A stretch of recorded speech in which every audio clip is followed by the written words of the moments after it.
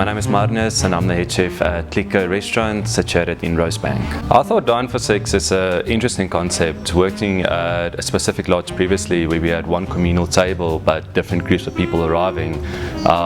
It was always interesting to see how people can breach their social norms of not chatting to the person next to you, and it creates a lot of conversation, and that's what food is about. That's what our whole brand is about, is people sitting down, enjoying good food, having good conversation, and I think Dine4SIX really focuses on those essentials of it, and we truly like that. Chefing for me started about 10-12 years ago. Decided just to go study, had to do something after school, and then was very fortunate halfway into my studies to meet a place called Roots from Harmony Boutique Hotel. And at that time they were part of the top 10 and just got into pastry a little bit. Worked full-time, studied full-time, and just saw the precision that you get in food and the idea behind it, that it's not just something on a plate, it's not just something. You can create a memory, you can create something that will last. Our menus are seasonal, and our winter menu we pulled a couple of dishes from there, and the idea on the food is something you'll recognize, something that's basic, something that's hearty, warm. I don't want to give away too much on what is on the menu, but the flavors for us, we went through processes of fermentation. We started 6 months ago, really got the processes at the point where we're very comfortable with it.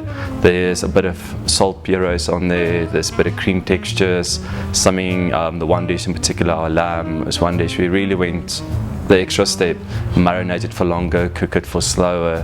Favorite dish on the menu would be our deboned lamb shoulder. So the nice thing about lamb is you got beautiful loins, you got the back end of the lamb, everybody uses that. Then we stuck with the shoulders, pearled shoulders. So we decided to take the shoulders, debone them, don't flatten them out too much, and we actually do a mustard, olive and chili flake rub on it. We leave it for 3 days, then we roll it, then we braise it slowly in a tomato sauce. The idea on that is you get this very Mediterranean, warm, hearty flavors, and it very resembles to a good lamb stew. On that we do spinach puree, and then we got the fermented lemon and feta puree, which is a little bit on the salty side, but we find the fattiness and the saltiness actually works well with the dish. And we just did roasted beetroot and sweet potato and bouquet garni and au jus, and that's it. I think the biggest thing we tried to experiment with was understanding what food is. Daniel Hum at 11 Madison Park, they went through a process where they try to work out the pH of certain dishes and how that compare with the wines.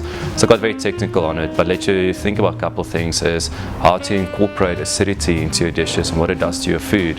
Now acidity can be squeeze a lemon, that's boring, that's simple, that's easy, but how can we achieve that with other methods of fermentation, ways of dry aging, ways of curing, ways of marinating? And that's one of the things we try and work into our menus now, is every element on it should have a level of sophistication to it that emphasizes the quality of the product. It is not as glam as everybody thinks it is. A late chef, very sadly, Anthony Bourdain, he had a lot to say about youngsters starting out in the industry. To quote one of his messages was, the first 5 or 10 years you're going to earn minimum wage. It's going to be hard, it's going to be long, and it's not always going to be rewarding. But if your desire is stronger than what your passion is, I think you're in for a good one.